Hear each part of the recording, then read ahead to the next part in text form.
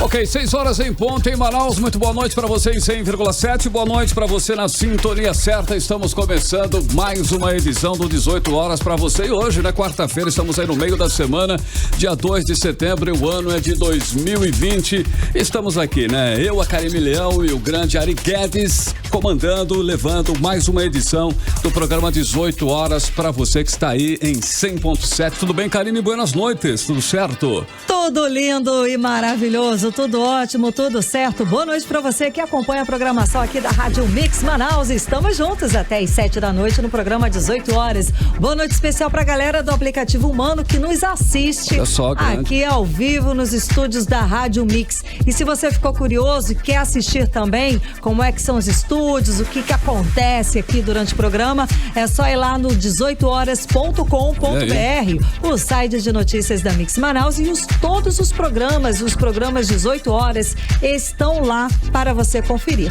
Certo, Karime Leão. Olha, eu não sei se você já se deparou com uma, né, delas, mas, né, não sei se você já teve este privilégio de ter encontrado uma delas hoje, Karime. Começou a circular aí a nova cédula de R$200. Segundo o Banco Central, as notas já estão disponíveis, né, em todas as capitais.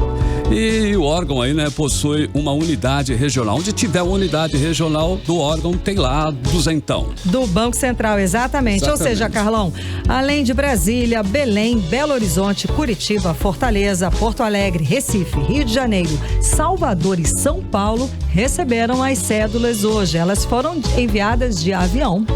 Então, Manaus ainda não recebeu, ainda não está aqui. Então não tinha como. Se tiver meio que falsa, ou veio de avião com alguém, né? Bom, e como a gente já sabe, Karime, o animal, né, que foi escolhido para estampar a nota é o lobo-guará. Conforme o Banco Central já tinha adiantado no final de julho, quando anunciou aí a nova cédula de R$200.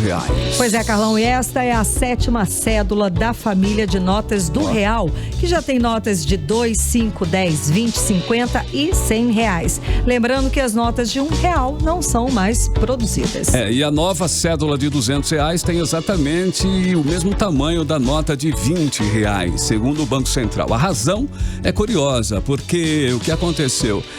A elevada demanda, né, por dinheiro vivo no Brasil durante a crise, né? A Casa da Moeda não pôde interromper em tempo hábil a produção de notas de R$100, bastante demandadas aí em épocas de pandemia. Pois é, muito curioso mesmo, mas por isso, né, o Banco Central utilizou uma linha de produção de notas de tamanho menor e, segundo a instituição, a pandemia do coronavírus exigiu um maior número de cédulas em circulação no país. Sem uma nota de R$200, segundo também o Banco Central, haveria risco de falta de papel moeda. Bom, e é claro, Karime, que nós já temos, né, aquela velha e boa polêmica em torno desse assunto, né? Todos os assuntos rolam uma polêmica, rola um mimimi, sempre tem.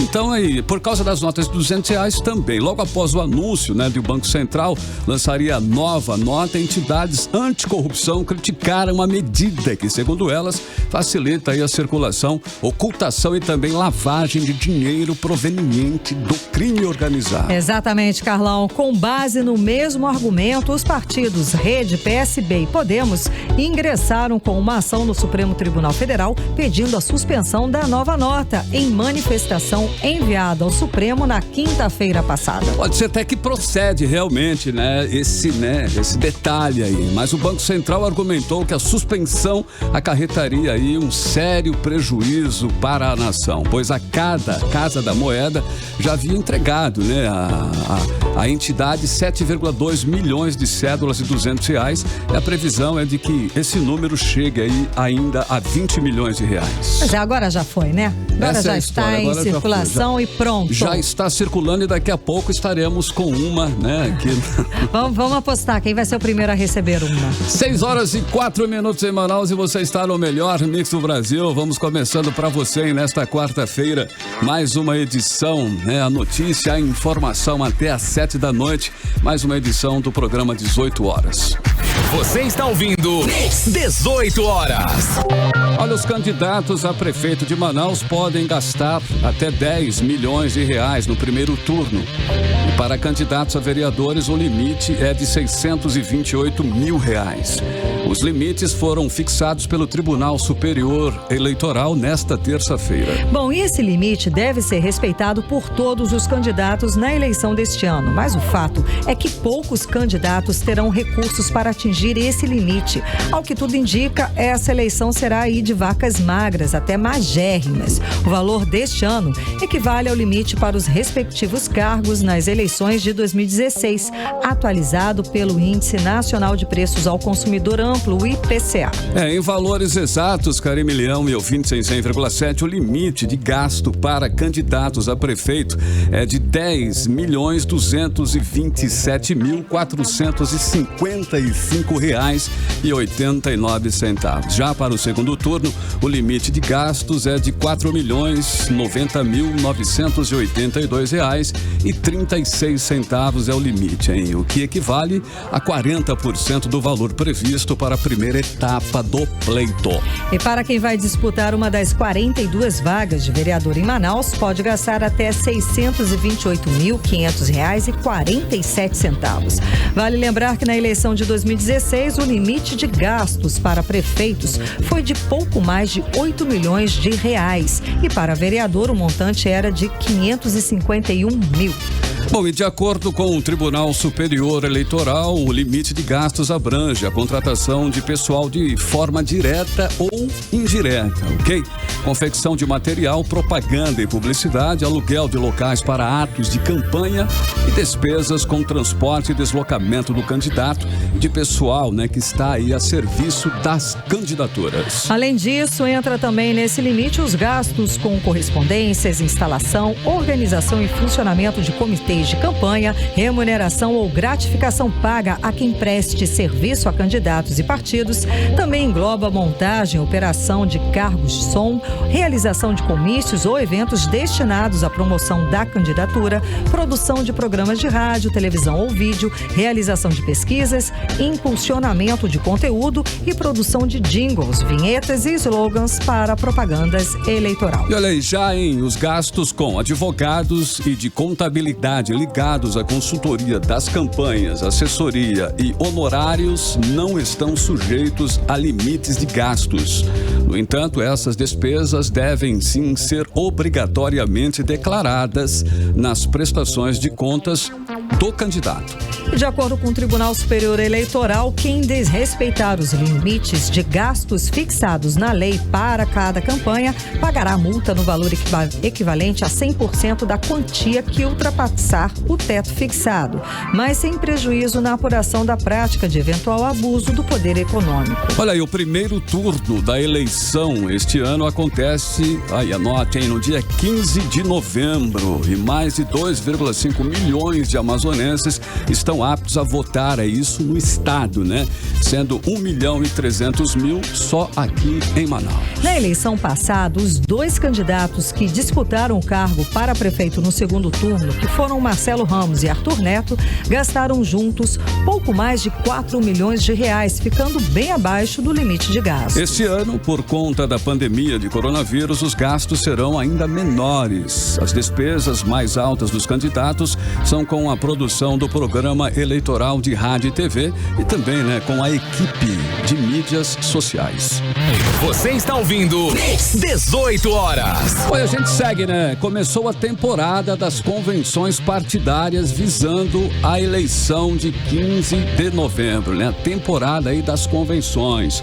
O prazo foi aberto no dia 31 de agosto e se encerra já aí no dia 16 de setembro. E o primeiro partido a fazer sua convenção foi o Democracia Cristã, que oficializou o vereador Chico Preto como candidato a prefeito e o tenente-coronel Augusto César, conhecido como Coronel Pitbull, como candidato a vice-prefeito. O partido também oficializou mais 60 candidaturas para vereadores, entre homens e mulheres, que vão disputar uma vaga na Câmara Municipal de Manaus. Mas a maioria dos partidos deixou para a segunda semana de setembro a realização das convenções partidárias. Deixaram aí para última hora, né, que vão oficializar os candidatos a prefeito e vereadores. E até lá, as negociações para a formação das alianças e também a escolha dos nomes para vice, né, que são realmente muito importantes e estratégicos, vão ser intensificadas para que os atuais pré-candidatos a prefeito ganhem força política,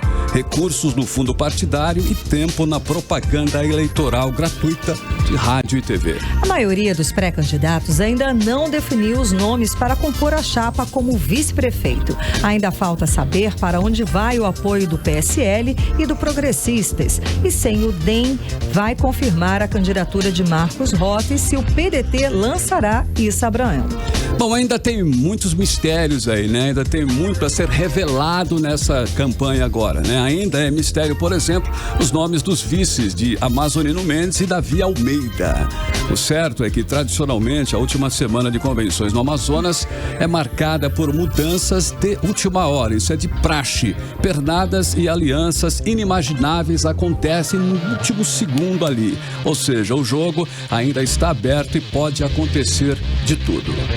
Você está ouvindo 18 horas. E ainda falando em política, a ministra do Supremo Tribunal Federal, Rosa Weber, autorizou a abertura de inquérito contra o deputado federal Silas Câmara, do Republicanos do Amazonas, e outros 9 parlamentares de outros estados brasileiros por suspeita de desvio de dinheiro da cota para exercício de atividade parlamentar entre os anos de 2014 e 2018. De acordo com a decisão, há suspeitas da existência de um forte esquema de falsidade ideológica, associação criminosa e também lavagem de dinheiro, que teria como principal personagem a empresa Atos 2 Propaganda e Publicidade Limitada, Checkmate Comunicação e Estratégia. E o Ministério Público Federal afirma que essa empresa formaria, juntamente com outras, uma unidade empresarial voltada para a prática de ilícitos, com a utilização de empresas de fachada e de testas de ferro, possuindo como sócios pessoas com padrão de vida simples.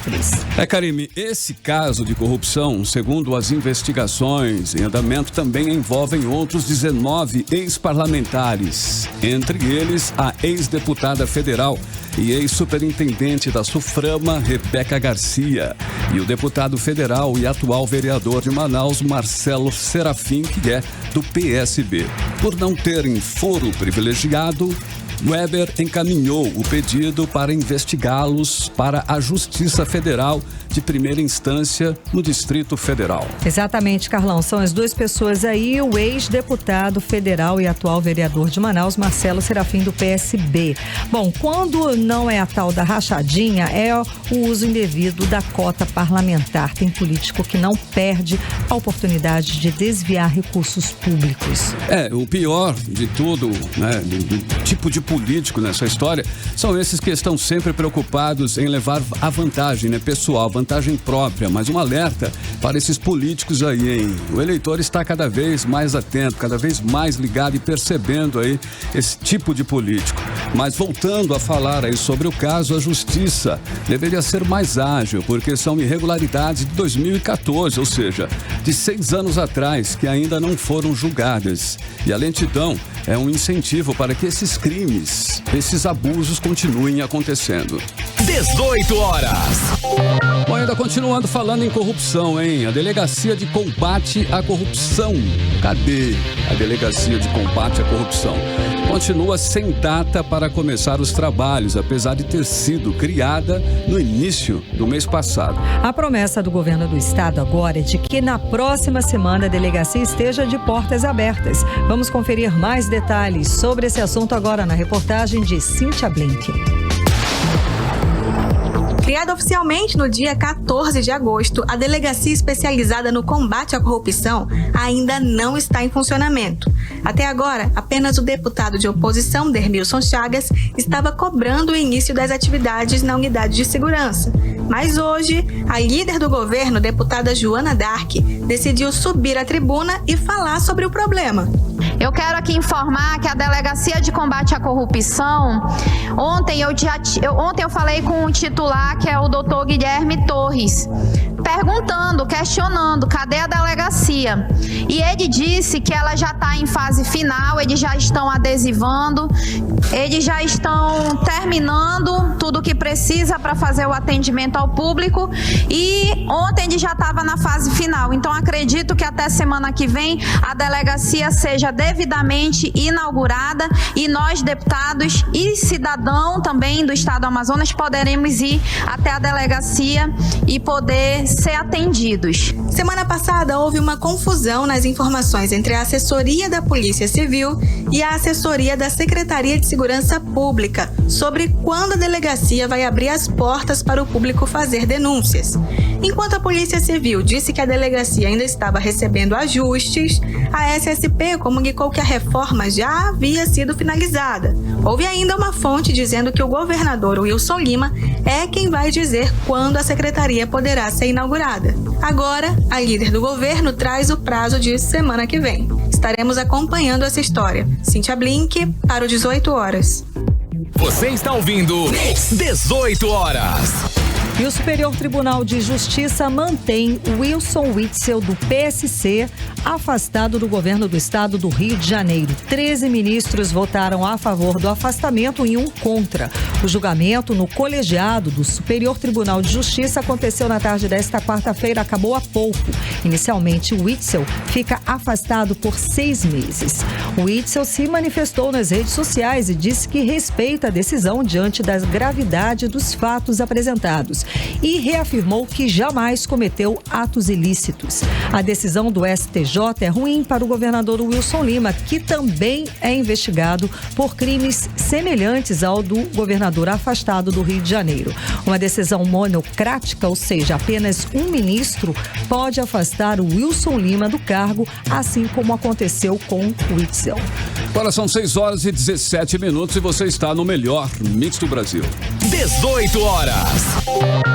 O governo do estado propõe criação de cargos para eleger seus cabos eleitorais. A denúncia é do deputado Dermilson Chagas. Exatamente, Carlão. E, de acordo com o deputado, o projeto de criação de uma unidade integrada de articulação às comunidades, que chegou hoje na Assembleia, tem exatamente essa finalidade. A repórter Odineia Araújo explica melhor essa história pra gente. O projeto do governo do estado de criação da unidade integrada de articulação às comunidades chegou ontem à Assembleia Legislativa do Amazonas e hoje quase foi votado às pressas, mesmo sem o parecer das comissões temáticas, ferindo o regimento interno da casa. O projeto do governo cria 7 cargos de confiança para atender demandas das comunidades. Essas pessoas vão exercer funções de coordenador geral e executivo, subcoordenador setorial, chefe de gabinete e assessor 1, 2 e 3. Para o deputado Dermilson Chagas, do Podemos, tanto o projeto quanto a pressa em aprová-lo só tem uma explicação. A proposta é eleitoreira e, na prática, é para eleger os cabos eleitorais do grupo do governador Wilson Lima. Que tipo de demandas são essas? Consultas, exames, cirurgias, carteira de identidade e carteira de trabalho. O governo se torna pequeno. Com isso, ele quer, na realidade, trabalhar para os candidatos a vereadores dele, principalmente os que estão relacionados a outros políticos. O uso da máquina em campanha pública. O governo está preocupado em angariar votos para manter aliados do seu lado. O projeto só foi retirado da votação hoje depois da contestação do próprio deputado Dermilson e dos deputados Wilker Barreto e Serafim Corrêa, porque não havia nenhum parecer de análise das comissões de Constituição, Justiça, Redação e Especial. Odineia Araújo para o 18 horas. Você está ouvindo 18 horas. O peso de um possível reajuste na tarifa de energia elétrica no bolso do amazonense, anunciado pela Eletrobras Amazonas Energia. Mais uma vez, foi destaque entre os pronunciamentos dos deputados estaduais da Assembleia Legislativa do Amazonas na sessão de hoje. Os deputados fizeram duras críticas ao reajuste. A repórter Nathalie Moraes acompanhou os pronunciamentos e traz os detalhes pra gente. Em um tom de indignação, Deputados estaduais questionaram mais uma vez durante a sessão plenária na Assembleia Legislativa na manhã de hoje a proposta apresentada pela Agência Nacional de Energia Elétrica, a ANEEL, no último dia 26 de agosto, para que haja um aumento de 8,5% na tarifa de energia elétrica do amazonense. O deputado estadual João Luiz convocou a população do Amazonas a participar da consulta pública da ANEEL sobre a proposta de reajuste e chamou a atenção para o nosso atual momento econômico. Nós queremos convocar a população amazonense, os consumidores amazonenses, para participar da consulta pública que está acontecendo no site da ANEEL, que vai até dia 9 de outubro. Esse prazo até 9 de outubro é um prazo importantíssimo para que você, consumidor de energia elétrica, entre no site e participe e coloque os seus questionamentos com relação ao reajuste da tarifa de energia elétrica solicitada pela empresa Amazonas Energia. A sua importância nessa consulta pública é muito importante. Vale lembrar que a Amazonas Energia oferece ao consumidor do Amazonas o serviço mais caro do país. Durante seu discurso, o deputado Serafim Correia fez críticas ao serviço. Segundo o parlamentar, em Manaus, são muitas as reclamações de clientes que se queixam do aumento exagerado nas contas de energia elétrica, durante a pandemia principalmente. E também os usuários reclamam da forma grosseira na qual são tratados pelo atendimento da empresa. As contas de energia elétrica têm subido astronomicamente. São muitas as reclamações que recebemos de todos os lados, de todas as classes. E o pior é que quando as pessoas reclamam para a Amazonas Energia, ela diz que vai mandar resolver, vai mandar examinar, na sequência não resolve, a conta continua aumentando e quando o usuário do serviço liga para a Amazonas Energia, ainda é maltratado. Que ela diz que eu já mandei ver e é isso mesmo, a sua conta está certa, só tem mais é que pagar. Então não é assim que se trata o freguês, não é assim que se trata o cliente. Tem que tratar com educação, tem que tratar com respeito e tem que solucionar. Que não tem sentido uma conta que custava R$500 ter passado para R$1.000 e depois para R$1.500, R$1.700. Então, alguma coisa tem de errado. A empresa Amazonas Energia solicitou a revisão extraordinária da tarifa de energia elétrica com aumento médio de 8,5%, sendo 8,32% para a baixa tensão e 8,9% para a indústria. Nathalie Moraes, para o 18 horas. Sem dúvida, né, Karine? Sem condição, gente, sem condição. Acho que quem está escutando a gente já teve algum tipo de problema com a empresa Amazonas Energia, Manaus Energia. Não tem como. Viu, Karine? É campeã de reclamações do Procon aqui em Manaus por conta do péssimo serviço prestado aos clientes. As pessoas realmente ligam para lá. Eu já escutei muito desaforo dos atendentes. Fora que você não tem como reclamar, você não tem o que. Se está errado, vai continuar errado e você vai pagar aquele absurdo de conta de luz, errado mesmo, e dane-se você. Eu já paguei absurdos. Você tem que pagar para depois e ter todo um processo. Mesmo assim, mesmo você reclamando, eles vão dar um jeito de falar que estava certo. E o detalhe é o seguinte, como falou o deputado, é impressionante a arrogância e a prepotência desse pessoal que administra a empresa, porque nós somos clientes, eles não tratam, parece que porque eles são únicos, então nós estamos aí à mercê, né, da arrogância e da prepotência deles, como falou bem o deputado, né? Agora ainda vai aumentar mais. Não é o momento de aumentar nada agora. Não tem por que aumentar mais. E que serviço, porque todo dia falta luz, quase toda semana, pelo menos um dia na semana falta luz lá em casa, isso sem dúvida. Vai reclamar, você recebe patada do atendente. Eu sei que é chato, lidar com o público deve ser realmente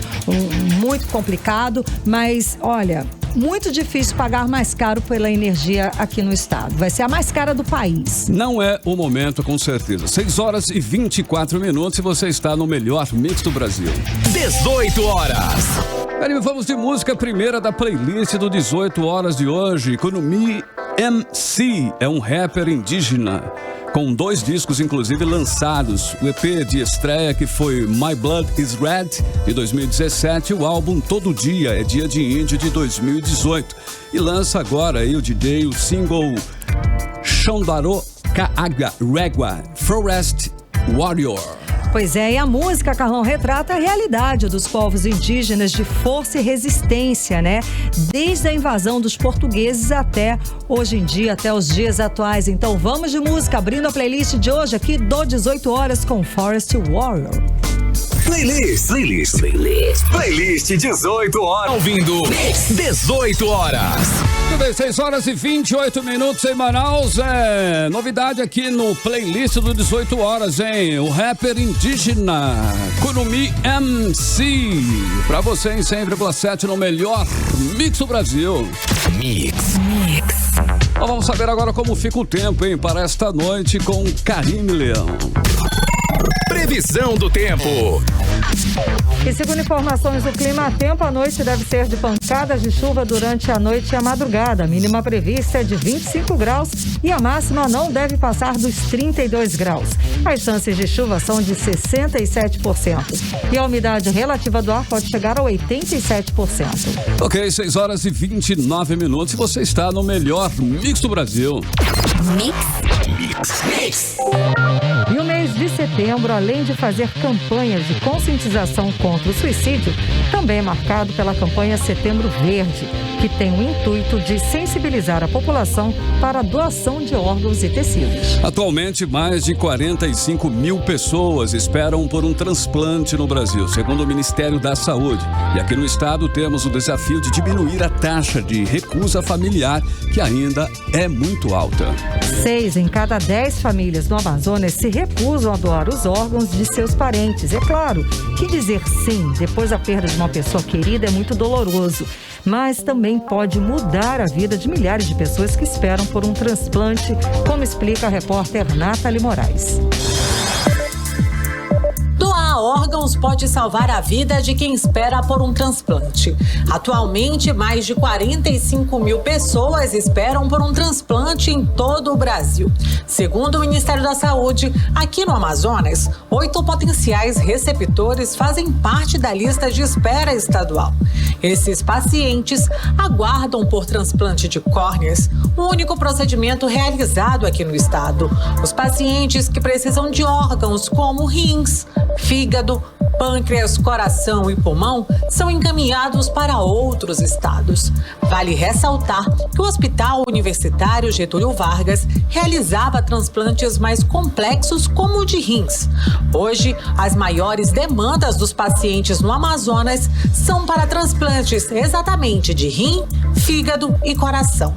E o estado tem o desafio de diminuir a taxa de recusa familiar, pois 6 em cada 10 famílias amazonenses se recusam a doar órgãos de pacientes que têm morte encefálica. Segundo o coordenador da Central de Transplantes do Amazonas, o médico Marcos Lins, a mensagem da campanha é conscientizar a sociedade sobre a importância da doação de órgãos. Nós não sabemos o dia de amanhã, então hoje é um desconhecido que está na fila, amanhã pode ser um parente ou um irmão, então nós temos que nos sensibilizar e manifestar o desejo em vida, avisar a sua família, caso alguma fatalidade aconteça, que você quer ser um doador de órgãos. As doações de órgãos de doadores falecidos no Amazonas iniciaram ainda no ano de 2011.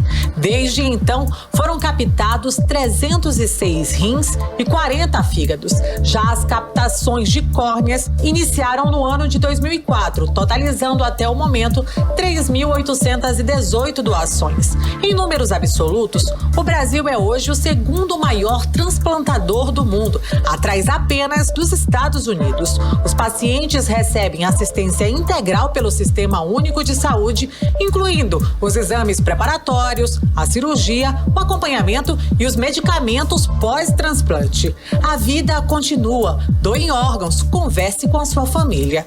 Nathalie Moraes para o 18 horas. Entrevista do dia. E desde 2014, a Associação Brasileira de Psiquiatria, em parceria com o Conselho Federal de Medicina, organiza nacionalmente o Setembro Amarelo, para conscientizar a população sobre a prevenção do suicídio. Carlão, é o mal que aumenta a cada ano. São registrados cerca de 12 mil suicídios todos os anos no Brasil e mais de 1 milhão em todo o mundo. Trata-se de uma triste realidade que registra cada vez mais casos, principalmente entre os jovens. Cerca de 96,8% dos casos de suicídio estavam relacionados a transtornos mentais. Em primeiro lugar está a depressão, seguida do transtorno bipolar e abuso de substâncias. E para falar sobre o Setembro Amarelo, está aqui nos estúdios da Rádio Mix, do programa 18 Horas, a psicóloga e especialista em neuropsicologia, Cíntia Lima Montenegro. Muito boa noite. Boa noite, obrigada pelo convite. Opa. Seja muito bem-vindo, obrigada a você, por estar aqui conversando com a gente sobre um assunto tão delicado e tão urgente em tempos atuais, porque com a pandemia e o isolamento social, os transtornos mentais, é claro que afloraram ainda mais, E o número de suicídios também? A gente não tem a quantidade desses dados, mas acredita-se, estima-se que realmente tenha aumentado um pouco, sim, porque infelizmente com essa pandemia as pessoas não estavam acostumadas a ficar em casa, não estavam acostumadas a conviver consigo mesmo, mudou a rotina, saiu do seu normal. Então muitas pessoas desenvolveram crises de ansiedade, muitas pessoas desenvolveram síndrome do pânico, muitas pessoas desenvolveram estresse, muitos perderam entes queridos e desenvolveram estresse pós-traumático. Então, com certeza, muitas pessoas também tentaram tirar a sua vida. A gente não tem esses dados, mas, infelizmente, realmente é uma realidade. A pandemia causou isso. Agora, entre os jovens, é verdade que está cada vez maior esse acontecimento de suicídio entre os jovens. Já está relacionado com essa situação de mudança de rotina com a pandemia ou já vem acontecendo isso há algum tempo? Dos jovens já vem acontecendo esse há algum tempo, a gente tem aquela questão da crise do jovem, da crise dos adolescentes, de não saber muitas coisas, mas a gente também tem que ter um olhar voltado não só para o adolescente, mas os idosos também. Teve um certo aumento nesse período também. Nesse período da pandemia, foi registrado um aumento de suicídio entre os idosos? Porque o aumento dos idosos está relacionado a essa questão de estar só. O suicídio deles é diferente do suicídio do adolescente, que se joga da ponte, usa corda. Do idoso, ele perde a vontade de viver. Toma os seus remédios, em excesso. E aí a gente tem esse aumento, sim. A gente não tem os dados, mas a gente sabe que isso acontece, até por conta da questão da solidão. Aí eles estão só, tiveram que se afastar de muita gente, então tem essa questão também. Bom, o Estado de São Paulo anunciou hoje que vai contratar psicólogos para acompanhar os alunos da rede pública na volta às aulas presenciais, Segundo os dados lá do Estado de São Paulo, mais de 70% dos estudantes tiveram problemas emocionais relacionados à pandemia. Essa é uma medida importante para acompanhar esses jovens. A senhora acredita que aqui no estado do Amazonas teria que ter tido uma ação parecida com essa? Com certeza. A gente precisa aprender a falar sobre saúde mental. A saúde mental, há muito tempo, ela vem sendo deixada de lado. A gente trata da saúde física, mas não trata da saúde mental. Muitos dos casos de suicídio, a gente tem pesquisas da OMS que se 90% desses casos tivessem sido tratados, eles teriam sido evitados, Então a gente precisa aprender a falar de saúde mental. A gente precisa aprender a ouvir as pessoas, e principalmente nessa faixa etária. O adolescente, o jovem, ele tem muito o que dizer. Muitas vezes ele não encontra apoio em casa, ele vai encontrar na escola com um professor ou com algum outro profissional. E eu acredito que se essas medidas também forem tomadas aqui, seria de grande relevância, sim, porque infelizmente a gente tem a dificuldade de acesso à saúde mental, A gente tem dificuldade de acesso a conseguir um psicólogo, a conseguir o acompanhamento psiquiatra, e aí as coisas tendem realmente a piorar. Porque a volta às aulas ficaria assim menos traumática, que nós estamos, né, o estado do Amazonas foi o primeiro do país com o retorno das aulas presenciais. E foi feito assim como se fosse num susto.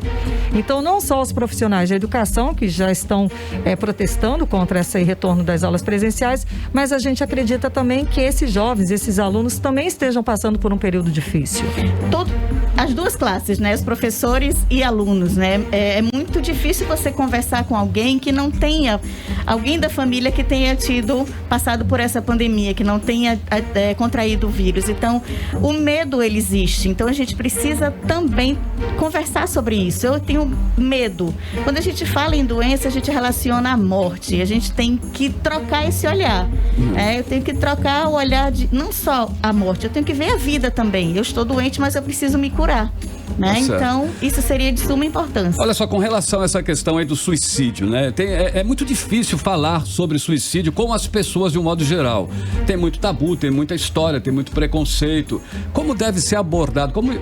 Porque esse assunto, ele não está, né, muito à tona, ele não está no nosso convívio, no dia a dia, conversar sobre isso com as pessoas. Você vai falar de dor de cabeça, você vai falar de várias doenças com frequência, mas o suicídio parece que ele fica meio... Como falar sobre isso? É importante. A gente não está acostumado a falar das emoções, né? A gente não está acostumado a falar das dores emocionais. A gente fala das dores físicas, mas a gente não fala das dores emocionais, porque para muitas pessoas, você dizer que precisa de ajuda porque está com um problema emocional é uma coisa de outro mundo, né? Já vai ficar doido, lá vem com frescura. A gente precisa modificar esse olhar. Existem alguns sinais que a gente pode presenciar e pode perceber com alguns colegas, amigos ou familiares. Uma pessoa que esteja com um quadro de tristeza por muito tempo, afastamento, começa a vender as suas coisas, a doar as suas coisas, que não gosta muito de conversar, de se relacionar. Então, assim, a gente precisa chegar perto e se mostrar disposto a ajudar. Muitas vezes a pessoa não quer conversar realmente. Tem que ter uma forma também de chegar. A gente precisa chegar... Aprender Isso, a gente precisa... Não posso forçar a pessoa a falar. Eu tenho que estar disposta ela, né? Eu tenho que estar disposta para ela ouvir, né? Eu digo, estou aqui para lhe escutar, né? O que a gente usa muito e que é utilizado muito nesse caso é a escuta ativa. Você está pronto para ouvir sem julgar. Eu estou aqui para te escutar. Agora, e no caso dos adolescentes, a família desse adolescente, como é que ela pode perceber esses sinais? Existem pelo menos uns 3 sinais mais clássicos que essa família pode acender aí a luz vermelha? O primeiro deles que a gente percebe é a mudança de comportamento. Por exemplo, um adolescente que é extremamente extrovertido, de uma hora para outra ele se fecha. Ou então, um adolescente que é extremamente introvertido, ele se abre de vez. Então, a mudança de comportamento, a mudança de rotina dele, fica muito tempo sozinho, fica muito tempo trancado no quarto, fica muito tempo no celular, ficar olhando coisas muito relacionadas a tristezas, a coisas tristes, a posts falando sobre tristeza, sobre morte. Então, são alguns detalhes que a gente pode realmente começar a observar. A mudança de comportamento é o principal. Com relação às drogas, existe algum tipo de droga que provoque o suicídio ou todas podem provocar? Ou qual é essa relação drogas e suicídio? A gente coloca o uso excessivo de qualquer droga. Okay. O uso excessivo de qualquer droga faz com que o nosso... Inclusive álcool, essas coisas todas. Exatamente. Todos eles podem, o uso excessivo pode levar... Atenção aí também. Atenção. Agora, há também um uso indiscriminado que o brasileiro adora se automedicar. E de antidepressivos. As pessoas lançam mão de Rivotril e vários outros, né, antidepressivos, calmantes, sem uma prescrição médica. Agrava demais também esse tipo de consumo? Agrava por quê? Para cada pessoa existe uma prescrição. Para cada pessoa existe uma medicação. O que eu vou tomar, por exemplo, se um dia eu precisar tomar, vai ser diferente da dosagem que você vai tomar. Né? Então, isso pode realmente, sim, agravar ainda mais. Porque você pode não ser... Para mim, a dosagem pode ser adequada, mas para você pode ser em excesso. Né? Então, você pode realmente tomar e está agravando, né? Achando que está melhorando, você pode estar agravando o seu quadro. Exatamente. A gente tem essa mania, né? Aí o fulano tomou, ele ficou legal, eu vou tomar também. Tomar também. Não faça isso, né? Pelo amor de Deus. Para finalizar, né, Karime, começar já finalizando a nossa entrevista, é possível você prevenir, eu não sei como lhe perguntar isso, mas prevenir o suicídio, você, sei lá, perceber que ela vai se suicidar, eu vou ali e vou... É possível, acontece isso, não? Às vezes acontece sim. Às vezes acontece da gente perceber justamente por essa questão da mudança do comportamento, né? Você perceber. Agora sim, a gente chegar perto da pessoa e segurar, evitar isso que eu... isso daí já é mais complicado. Mas a gente consegue perceber, consegue identificar. E levando ela, e tirando ela daquela situação. Mas a pessoa realmente, quando ela está decidida a aliviar a sua dor, porque ela não quer tirar a sua vida, ela quer... Ela pensa que vai aliviar a dor. Agora tem uma máxima também, que quanto mais se fala nesse assunto, mais você provoca ou você, sei lá, estimula alguém a se suicidar. Isso é verdade ou é mentira? Isso é fato ou é mentira? Na minha opinião, eu acredito que quanto mais você fala, mais você orienta as pessoas a não fazerem, né, essas coisas. Porque a gente precisa orientar realmente, e muitas vezes as famílias precisam saber do que está acontecendo. É a informação, né, Carlão? É a forma com que você trata o assunto, é a forma de esclarecer. Eu gostaria de perguntar também se tem aquele canal Disque, para a pessoa ligar um número nacional. Tem o CVV, né, que é o Centro de Valorização à Vida, que é o 188 188 188 Centro de Valorização à Vida, que está 24 horas para essa escuta ativa. Também tem páginas nas redes sociais, também CVV, só procurar aqui lá. CVV nas redes sociais e no telefone 188 24 horas por dia, para a pessoa que está numa aflição, que está numa angústia, liga para pedir ajuda. Para quem está na angústia, até para os familiares que queiram conversar também, né? Porque não só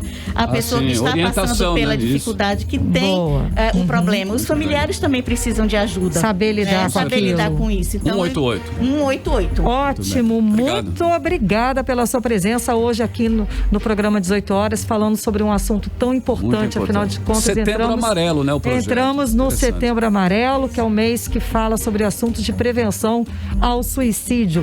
Conversamos com a psicóloga e especialista em neuropsicologia, Cíntia Lima Montenegro. Muito obrigada. Obrigada. Valeu. 6 horas e 44 minutos e você está no melhor Mix do Brasil. 18 horas. A segunda da playlist de hoje, hein? Dois grandes nomes do pop internacional, que é o Calvin Harris e The Weeknd, celebram aí a primeira parceria profissional no novo single Over Now. E Over Now ganhou um videoclipe que mescla tecnologia e realidade, apresentando uma experiência que transcende o espaço e o tempo na mente do The Weeknd. Então vamos de música, vamos de Over Now. Vindo 18 horas. Também 6 horas e 48 minutos, Calvin Harris e The Weeknd, Over Now, no melhor Mix do Brasil. Mix. Olha, agora nós vamos saber aí a previsão do tempo para amanhã, hein? Teremos uma quinta-feira de chuva ou de sol, Karime Leão? Previsão do tempo. Segundo informações do Clima Tempo, a previsão é de um dia igual, comum ao verão amazônico, não é? Sol e aumento de nuvens na parte de manhã, previsão de pancadas de chuva à tarde e à noite. A mínima prevista é de 24 graus e a máxima não deve passar dos 33 graus. As chances de chuva são de 90% e a umidade relativa do ar pode chegar a 74%. 6h49. Mix. Em 10 dias de testagem, mais de 600 profissionais de educação do Amazonas que retornaram às aulas presenciais, hein? Olha só, confirmaram contaminação por Covid-19 aqui na capital, em Manaus.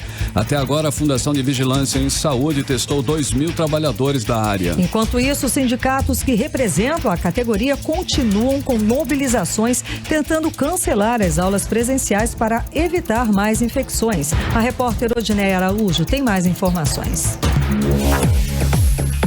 Os professores do ensino médio voltaram ao trabalho presencial com alunos no dia 10 de agosto e somente dia 18, após uma semana de contatos, começaram a fazer testes rápidos de Covid, e isso porque fizeram muita pressão, denúncias e até greve. Resultado, de 18 a 28 de agosto, descobriu-se que 619 profissionais estavam com coronavírus e trabalhando normalmente nas escolas do estado. A Fundação de Vigilância em Saúde informou que todos os que testaram positivo foram afastados das escolas para período de isolamento de 14 dias.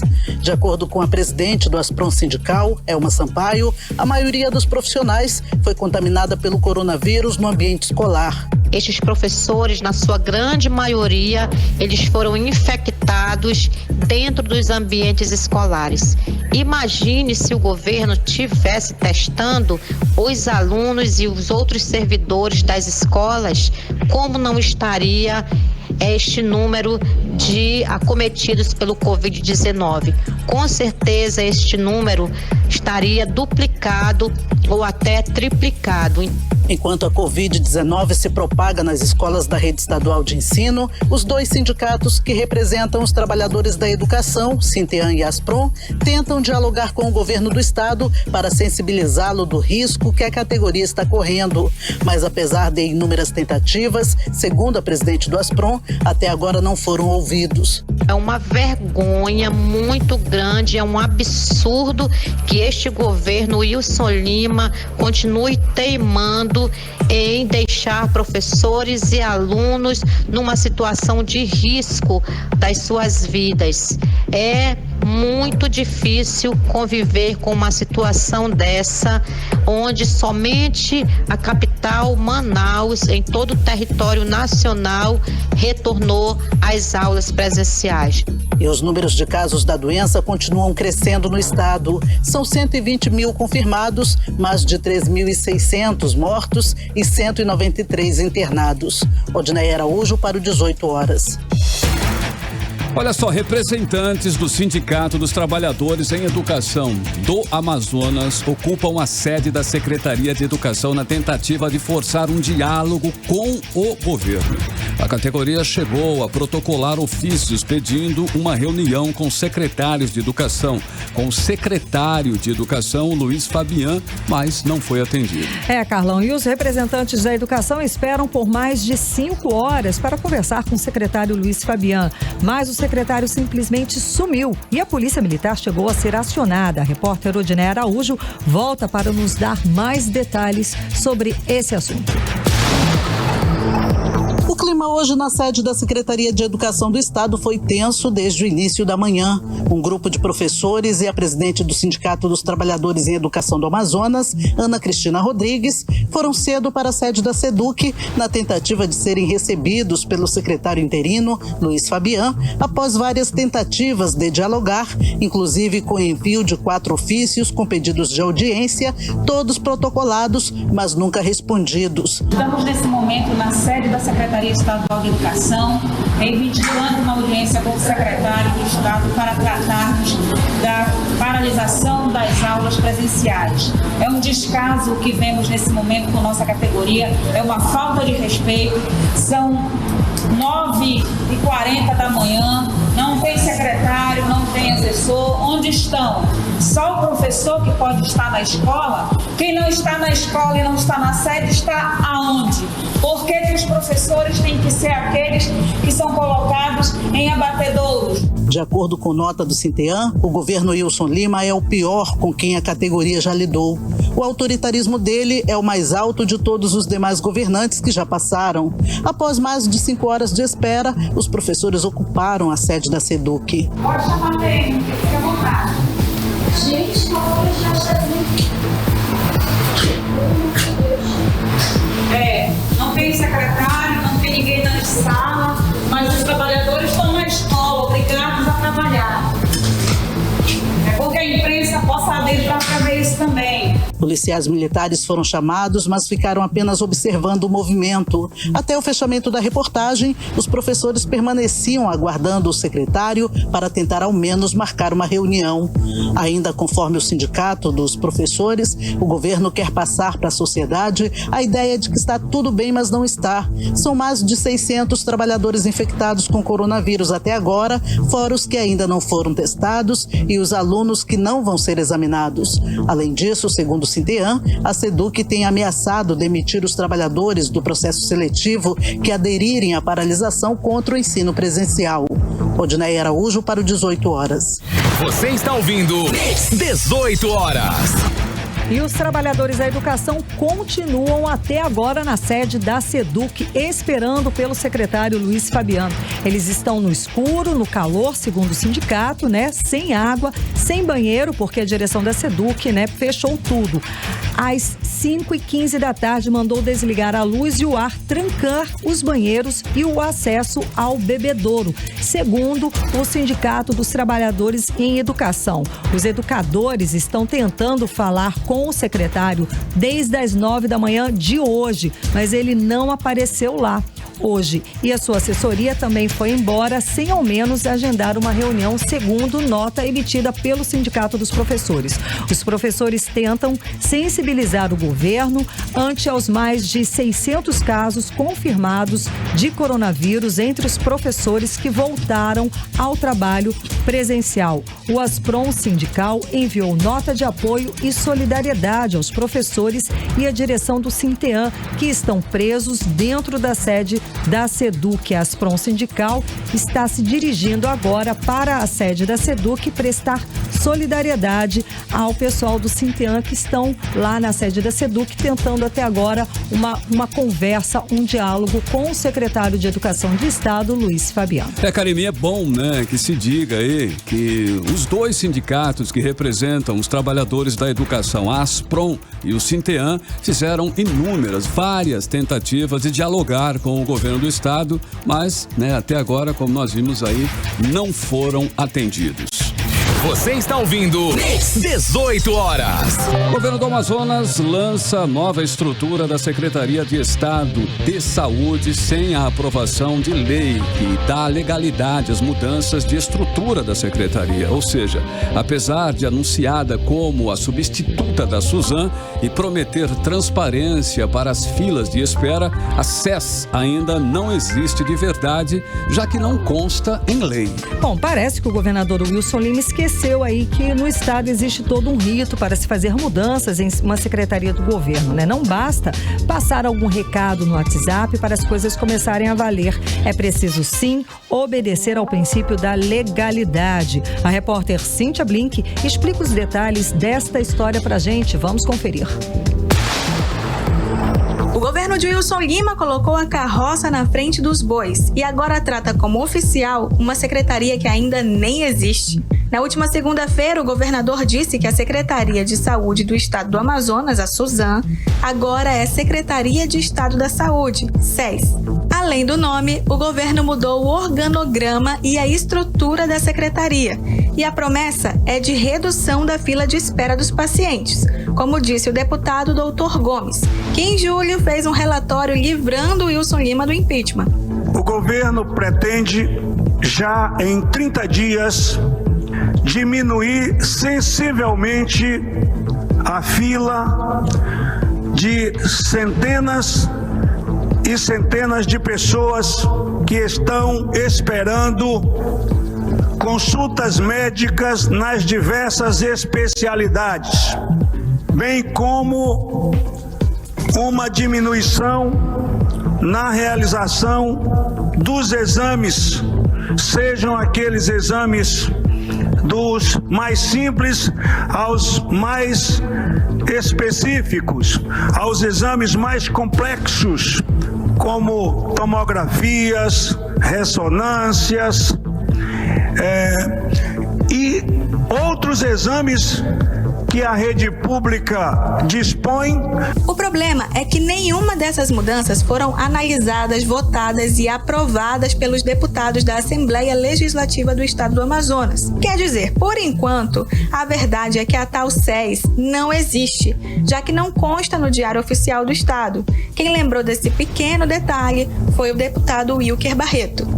Que viu o deputado Gomes falar de inúmeras secretarias executivas e subsecretarias, que como isso foi concebido se não passou pela aprovação e anuência da Assembleia. Esse projeto, essas medidas ferem a lei federal, mas vão alegar, deputado, mas não houve aumento de despesa. Comprovem para a Assembleia que foi remanejamento. Não se cria inúmeras subsecretarias, certo, sem passar pela anuência do Poder Legislativo. De acordo com fontes da Casa Civil, a mensagem governamental referente à nova estrutura da Secretaria de Saúde ainda está sendo elaborada e será encaminhada para apreciação dos deputados estaduais. Cíntia Blink, para o 18 horas. O que a gente comentou aqui, o que a gente tem sempre comentado aqui no 18 horas, né? Não basta apenas mudar o nome da secretaria, criar mais cargos executivos. Tem que parar, tem que estancar a corrupção que é endêmica na Secretaria de Saúde. Mas o exemplo tem que vir de cima, do governador, que inclusive hoje está todo enrolado, alvo de investigação do Ministério Público Federal e também da Polícia Federal. Você está ouvindo 18 horas. Agora nós vamos atualizar os números da Covid-19 no nosso estado Amazonas e também no Brasil com Karime Leão.